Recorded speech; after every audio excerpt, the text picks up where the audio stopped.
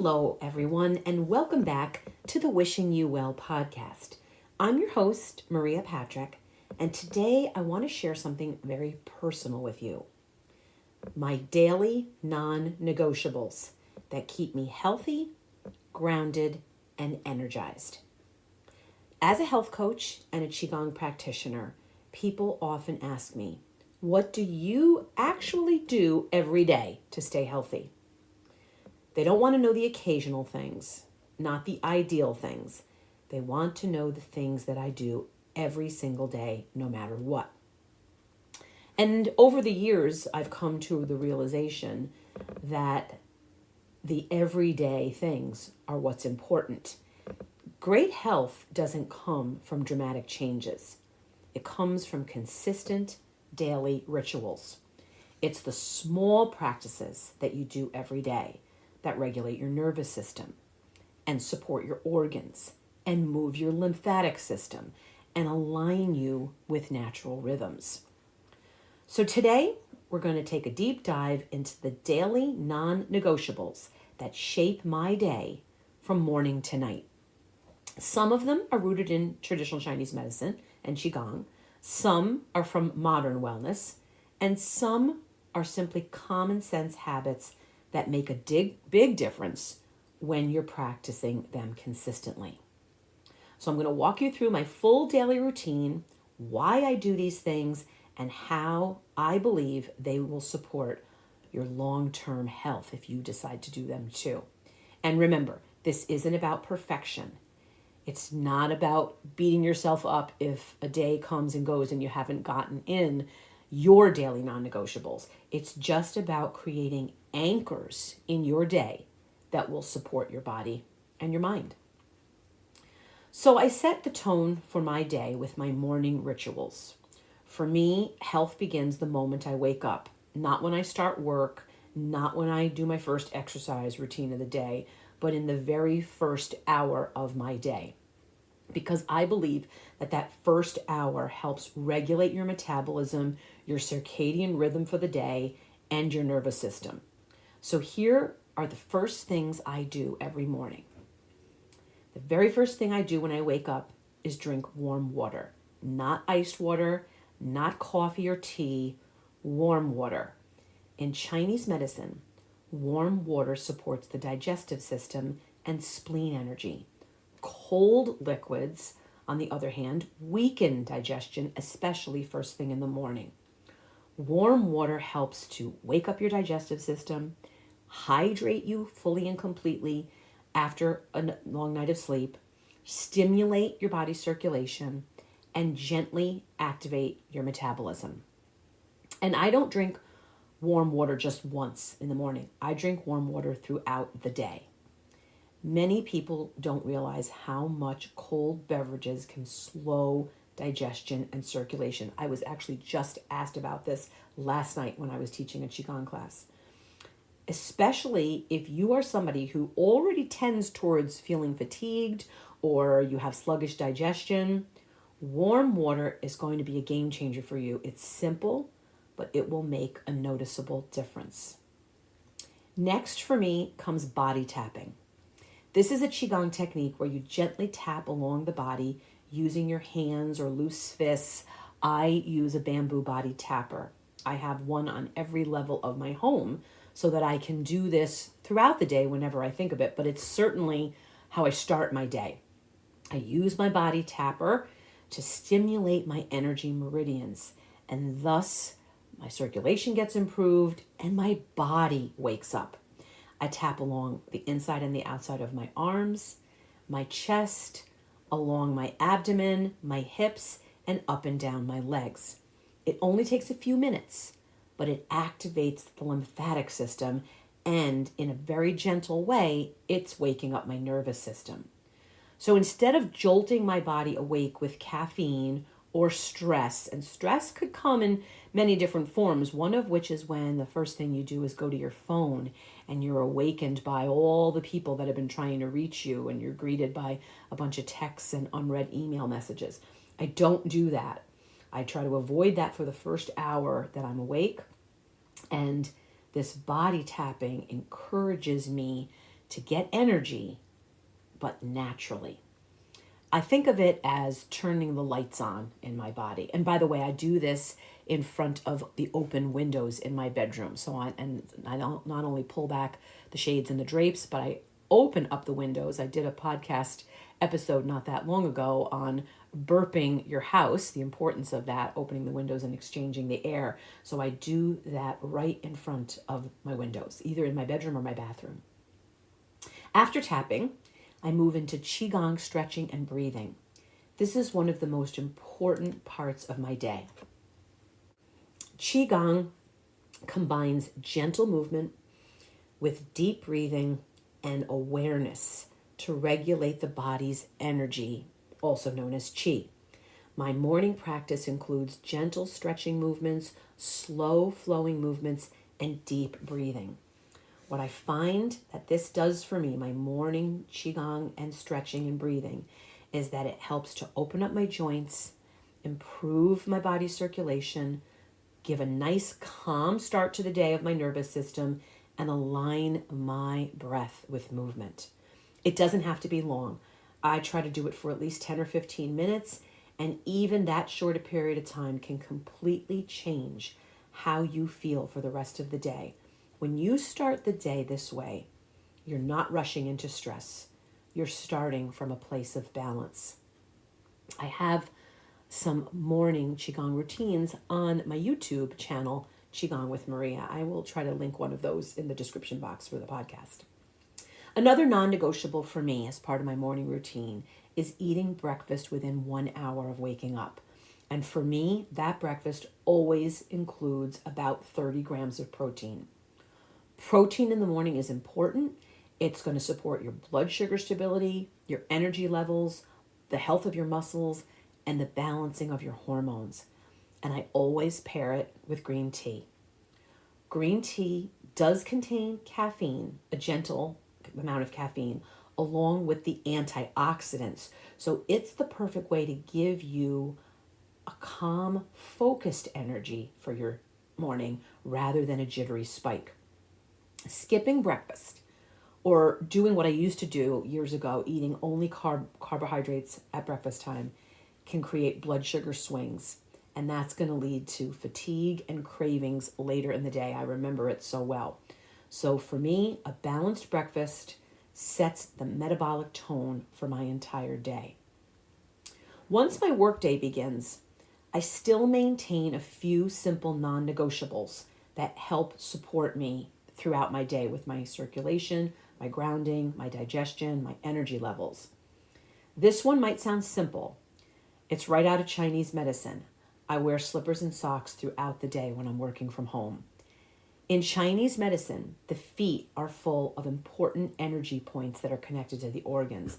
And when your feet get cold, you can end up with weakened kidney energy and poor circulation. When you keep your feet warm, it helps to support circulation, protect the flow of energy in your body, and prevent colds from entering the body. So I don't always wear the slippers. Sometimes I just wear socks with treads on them. But when I do wear slippers, I have socks on also. It's a small habit, simple habit, but it makes a real difference, especially during the colder months.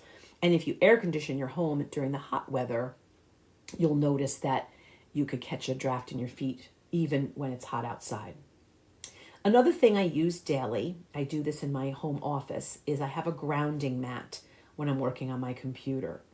Grounding or earthing connects the body to the earth's natural electric field, which helps to reduce inflammation and support nervous system balance.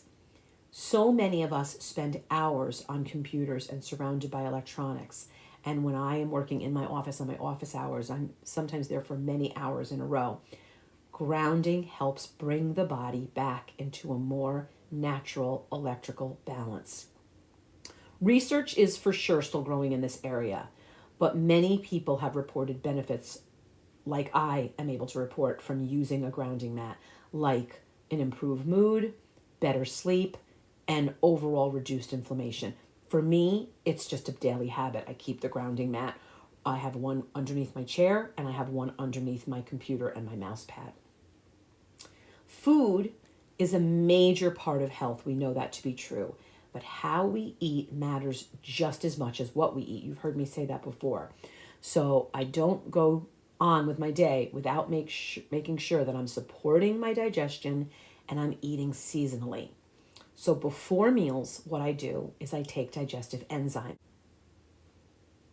I take one before every meal, and this helps to have my body break down my food more efficiently and allow my nutrients to be better absorbed.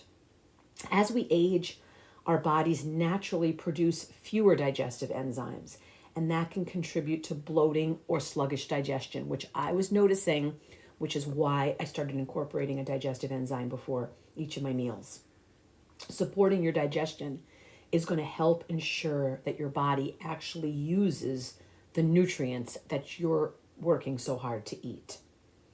Another important practice is eating seasonally, and this is something that traditional Chinese medicine emphasizes, that we should align our diet with the seasons. So, for example, springtime favors lighter, fresh foods. Summer emphasizes taking in cooling foods. Autumn, we support our lungs by eating moistening foods. And winter, we help ourselves by eating warming, nourishing meals. When you make the decision, as I have, to eat seasonally, you will be supporting your body's natural rhythms and organ systems. What you'll begin to notice when you make the effort to eat seasonally is that it also tends to align with foods that are freshest at that time and most nutrient dense at that time of year. I also incorporate several daily practices that support my body's lymphatic flow, circulation, and skin health. These are simple but powerful, and I've seen major changes. Every day, I gua sha my face. Gua sha is a traditional Chinese technique using a smooth stone tool to gently massage the skin. I do this twice a day. In the morning, I use a rose quartz gua sha. In the evening, I use jade. Gua sha helps improve your skin's circulation, support lymphatic drainage, reduce facial tension and puffiness, and promote the health of your skin. Many people who begin to do work with gua sha realize they start to notice reduced puffiness and a more relaxed appearance. Beyond the cosmetic benefits, which you will see, it's also a moment of calm and self-care in your day. Another daily non-negotiable for me is dry brushing. I do this before I shower. I brush my entire body. Dry brushing stimulates the lymphatic system, which helps your body to eliminate waste and toxins. The lymphatic system does not have its own pump. So you use a stiffer bristle brush that's made precisely for this purpose, and you do it on dry skin before you go into the shower or the bath. And you move the brush in long, smooth strokes towards the heart. There's plenty of videos that you can find on YouTube to teach you how to do this properly. And you will see benefits in your overall health in addition to your skin appearance. Dry brushing supports circulation, energy flow, skin exfoliation. And as I said before, the lymphatic system doesn't have its own pump like the heart. It relies on movement and stimulation. So dry brushing helps encourage that flow, which helps to push toxins out of your body. Another part of my daily routine, non-negotiable, involves vibration and bouncing, which are also excellent for circulation and lymphatic health. Every morning and evening, I spend 15 minutes on my vibration plate. Vibration plates create small oscillations that stimulate your muscles and boost your circulation. Doing this for even a short period of time will help improve your lymphatic drainage, improve your muscle tone, enhance your circulation, and stimulate your bone health. My doctor was so excited when he found out that I was regularly using my vibration plate. And he attributes my strength to the use of my vibration plate. This is an especially helpful tool for people who tend to sit a lot during the day for work or just part of their lifestyle. I also spend at least 5 minutes on my rebounder. Rebounding, which is gentle bouncing on a mini trampoline, is one of the best ways to stimulate the lymphatic system. Even a few minutes can increase circulation, stimulate lymph flow, energize your body. It's really simple. It's really fun. I try to do it longer than 5 minutes, and sometimes I really get going and stay on for 20 to 30 minutes. It's a wonderful workout. But at the very least, I try to get in 5 minutes a day. Sometimes the best wellness practices are the ones that are so simple and feel playful too. As the day winds down, my routine shifts towards rest and digestion and nervous system regulation. One of my firm boundaries is finishing my last meal by 7 p.m. I really aim to finish by 6:15 at the latest, but sometimes it goes a little bit later. This gives the body time to digest before sleep. And if you incorporate this as one of your firm boundaries in your day, you may begin to notice the things that I have realized. This one change has helped me so much. It's improved my sleep quality. It's helped my metabolic health. And I know that because of this, my body is doing better nighttime repair. Late night eating forces the body to digest when it should be focusing on rest and recovery. So I attribute the fact that I wake up most days, 99% of the time, pain-free and feeling very refreshed to this one thing that I'm closing down the kitchen by 7 p.m. Before bed, I often do foot bathing. This is a very traditional wellness practice that helps to relax the body and draw the energy downward. So if you're someone that has trouble falling asleep or staying asleep, warm foot baths can really help you, as they have helped me. It's a way to promote better sleep, to calm your nervous system. You're going to have a side benefit of very smooth, soft, healthy feet, and your circulation can improve also. While my feet are soaking, I also use a red light mask. Red light therapy helps to support skin health, collagen production, and repair of your skin on a cellular level. I also find it to be a very peaceful way to end the day. Note to you on this, I do have one full face red light mask that has a massage feature that I actually find a little distracting. It's very buzzing in my ears, so I turn that part off. I just use the red light. It's just a wonderful way to end my day. My final non-negotiable is that I'm in bed by 10 p.m. Falling into your deep sleep before midnight is incredibly important for hormonal balance and organ repair. Chinese medicine teaches us that the body's organ clock performs important detox and repair during the night. My most recent podcast covered this topic in depth. I also wear a weighted eye mask, which helps to create gentle pressure, and it really encourages relaxation and deeper sleep. I've mentioned this before. The one I use is made by a company called Nod Pod. I have no affiliation with the company. I just love the product. Protecting sleep is one of the most powerful health decisions you can make. And sleeping in total darkness with that light pressure from the weighted eye mask really helps you to fall asleep and stay asleep.